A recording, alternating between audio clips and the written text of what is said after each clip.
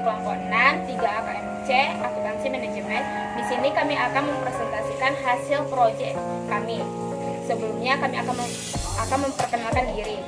Perkenalkan, nama saya Ayu Widasari, MPM 1942005. Perkenalkan, nama saya Antoni Sakadela, MPM 19421. Perkenalkan, nama saya Lucina Dila, MPM 1942163. Perkenalkan, nama saya Ulana Dewi Putri, MPM saya 1942040.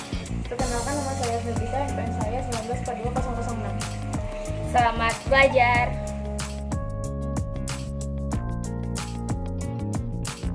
Perkenalkan, nama saya Wulan Anggreni Putri. Di sini saya akan menjelaskan identitas perusahaan sampai ke slide 5.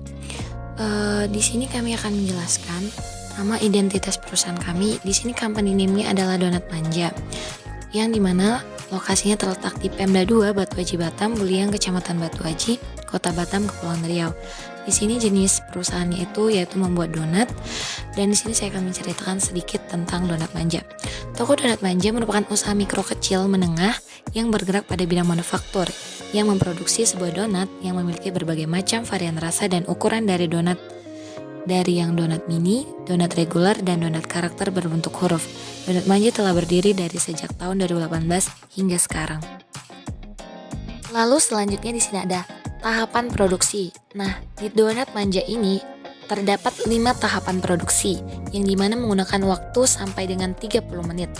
Tahapan produksi yang pertama yaitu mixing, yang kedua rounding, yang ketiga cutting, yang keempat frying, dan yang kelima adalah topping.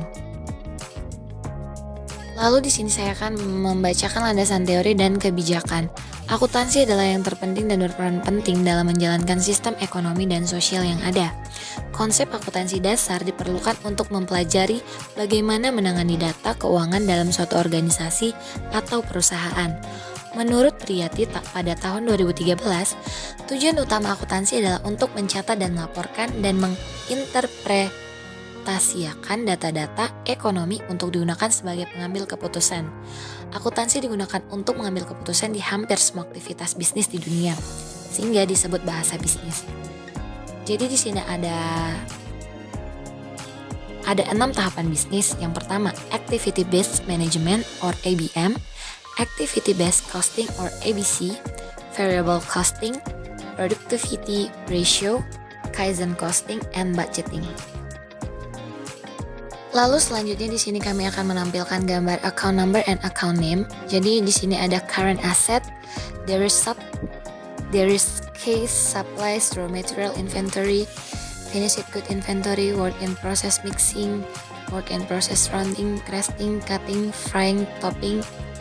Lalu selanjutnya ada non-current liabilities, ada machine, mixer, account depreciation mixer, machine, fryer, account depreciation, fryer. Lalu di sini ada liabilities, current liabilities, account payable, salary, payable, utilities payable. Di sini ada equity, capital, drawing, ada revenue, ada cost of goods sold, and ada expense. Di sini saya akan menjelaskan yang pertama adalah standard costing. Standard costing pada umumnya digunakan untuk mengendalikan biaya produksi yang nantinya dapat digunakan dalam perencanaan dan pengendalian, dan juga bisa untuk menyajikan variance analysis antara biaya actual dan biaya standar. Jadi pada usaha Donat Manja, di sini saya mengambil contoh yaitu donat reguler. Jadi dalam satu hari produksi yang dihasilkan bisa mencapai 3-6 kg adonan donat. Nah, berikut adalah rincian dari jumlah dan harga bahan material yang digunakan, yaitu premix, tepung, ragih, dan telur. Total untuk menghasilkan 1 kg adonan donat adalah Rp25.004. Lalu untuk direct labor, Donat Manja menggaji karyawan produksinya sebesar Rp2.500.000 per orang dalam sebulan dengan 12 jam kerja dalam satu hari, sehingga kita mendapatkan rate yaitu Rp6.944 dalam satu jam. Dan pada setiap departemen dibutuhkan waktu sekitar 30 menit untuk pengerjaannya, dan ada 5 departemen dalam produksi Donat Manja, sehingga kita mendapatkan total direct labor yaitu Rp6.250.000. Nah, lalu untuk perhitungan overhead, Donat Manja memiliki aktivitas seperti setting up dan power, dan total overhead cost yang dimiliki Donat Manja adalah sebesar Rp5.800.000. Selanjutnya itu adalah budget. Jadi sebelumnya saya akan menjelaskan apa itu budget atau budgeting. Secara umum, budget atau anggaran merupakan proses perkiraan atau memperhitungkan antara harta atau pendapatan yang dimiliki dengan pengeluaran untuk kebutuhan di masa mendatang. Singkatnya, budget merupakan proses di mana kita memperkirakan berapa uang yang harus kita keluarkan berdasarkan kemampuan kita mengeluarkan uang tersebut. Lalu, apa fungsi dan tujuan dari anggaran tersebut? Yang pertama, sebagai bentuk komunikasi bottom up kepada pihak manajemen tinggi atau pihak terkait dalam suatu proyek atau pekerjaan pada periode tertentu, sehingga manajemen tahu apa yang menjadi prioritas pengeluaran. Lalu, yang kedua, itu sebagai bahan penilaian kelayakan suatu pekerjaan atau proyek yang akan dilakukan. Yang ketiga, sebagai bahan review perencanaan terhadap keuangan organisasi atau perusahaan untuk menentukan resource apa yang pantas digunakan berdasarkan nilai keuangan. Yang keempat, sebagai alat ukur, pembanding, evaluasi, kontrol terhadap performa kegiatan atau proyek yang telah dikerjakan. Selanjutnya, memastikan bisnis berjalan sesuai dengan rencana dan komitmen sehingga segala pengeluaran itu terukur.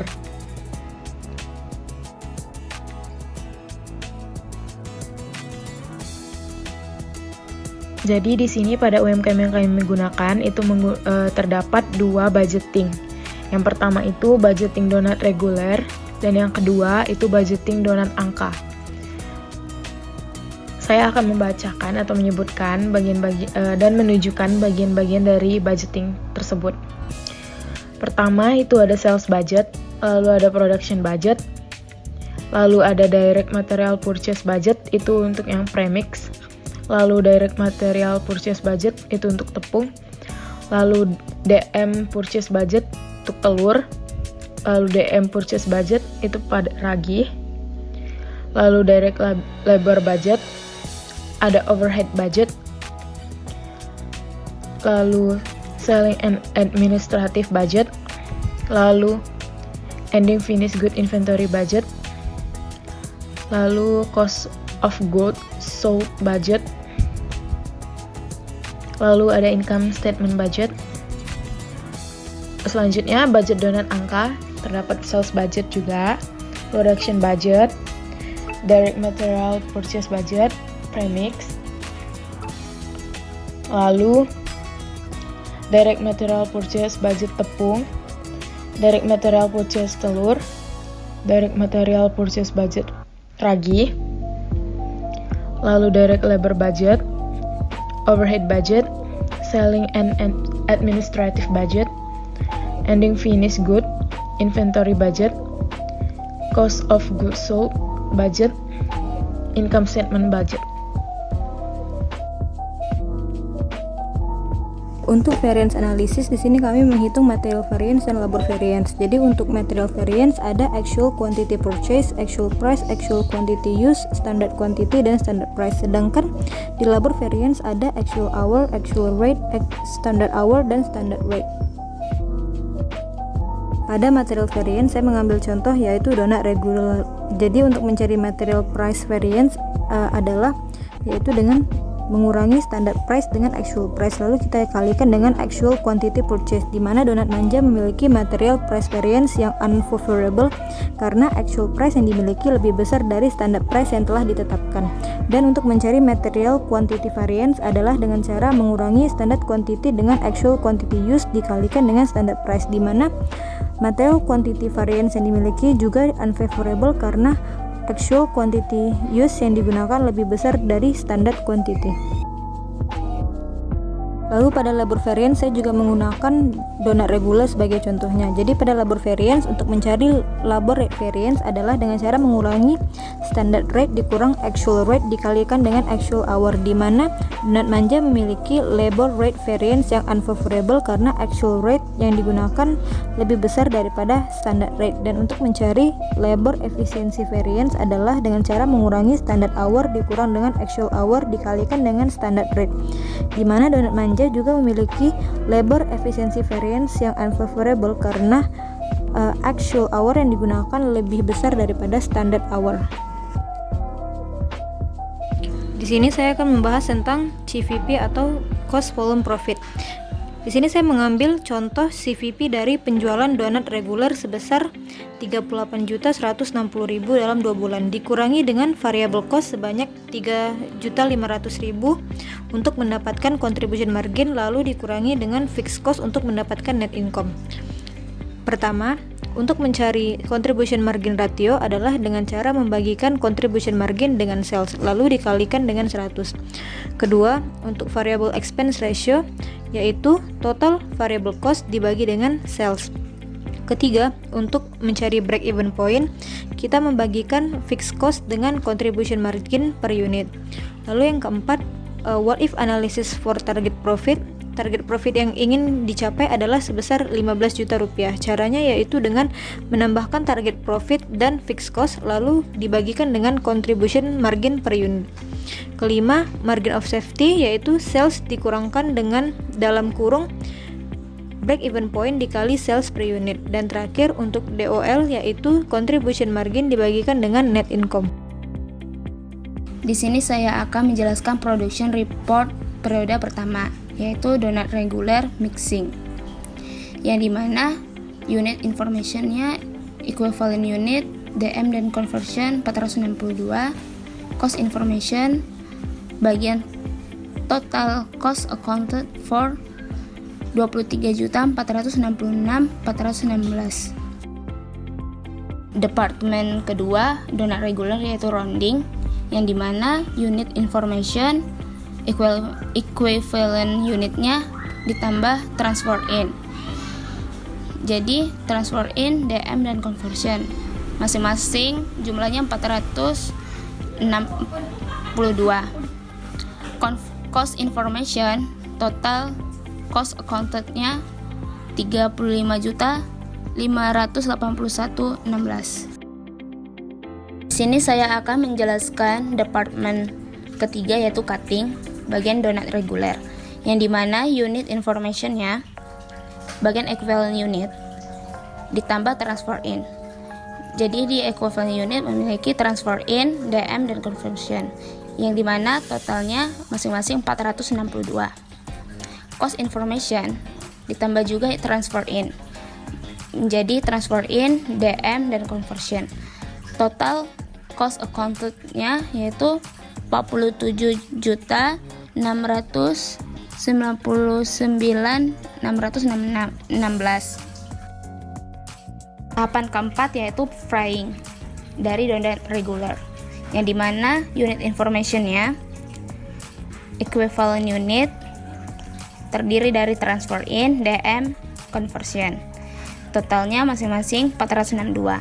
Cost information terdiri dari transfer in, DM, conversion, dan total cost, yang dimana total cost accounted for-nya bagian conversion yaitu 99.810.216. Bagian total cost yaitu 129 sekian. Departemen kelima yaitu topping dari donat reguler, yang dimana unit informationnya equivalent unit terdiri dari transfer in, DM, dan conversion. Totalnya yaitu 462. Cost information yang terdiri dari transfer in, DM, dan conversion. Total cost accountednya yaitu 71.924.816 juta. Ini saya akan menjelaskan laporan keuangan pertama dari donat regular. Yang pertama itu laporan Statement of Financial Performance, yang dimana salesnya 18.160, gross profitnya 4.988.184, operating income-nya 1.123.184, dan net income yaitu 1.123.184.000 rupiah. Yang Selanjutnya yaitu statement of equity dari donat regular, yang dimana net income for the month-nya yaitu 1.123.184 dan owners capital Januari 30 periode 31 2020 yaitu 1.123.184.000. Laporan selanjutnya yaitu statement of financial position, yang dimana ada fixed asset yang terdiri dari mesin, mixer, fryer, terus lalu dikurangin depreciation-nya. Net fixed asset-nya berjumlah 11.780.000. Current asset-nya cash 19.795, supplies 1.365, total current asset yaitu 21.160.000. Dan total asetnya yaitu 32.940.000. Lalu liabilities 0, equity-nya owner capital 32.940.000. Total equity 32.940.000.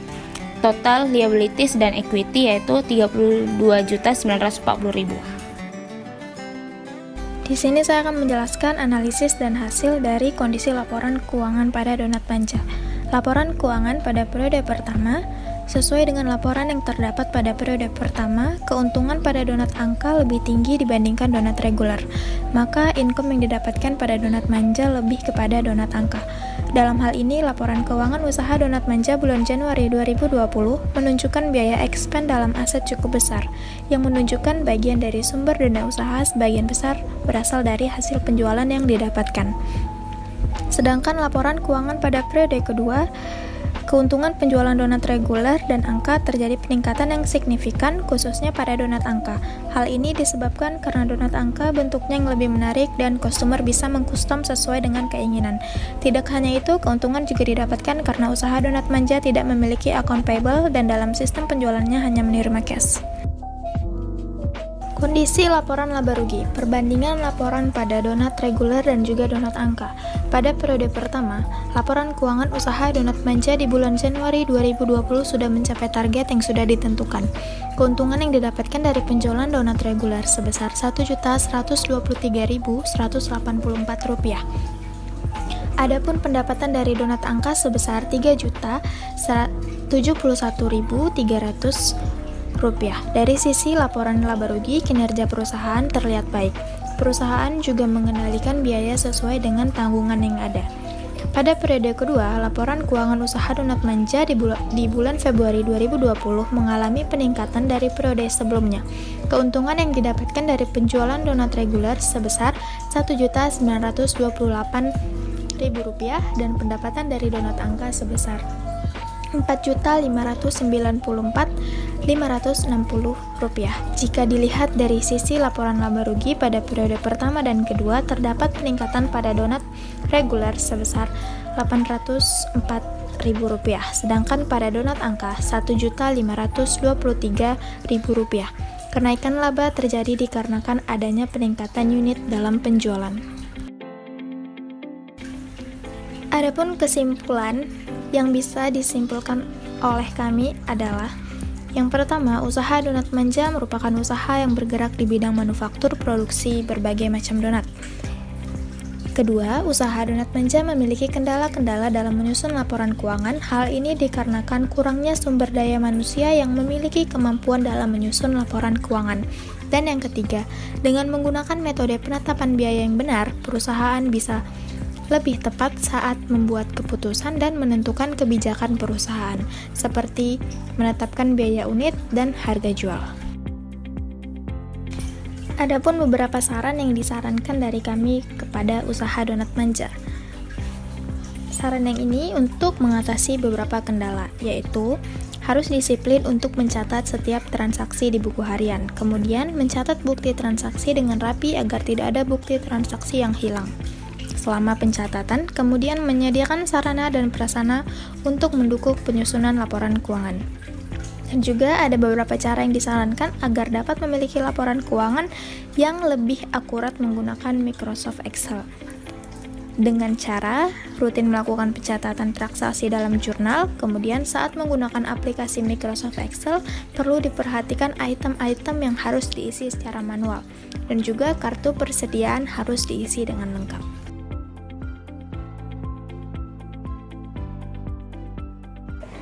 Sekian hasil presentasi dari kelompok kami. Mohon maaf jika ada kekurangan atau kesalahan.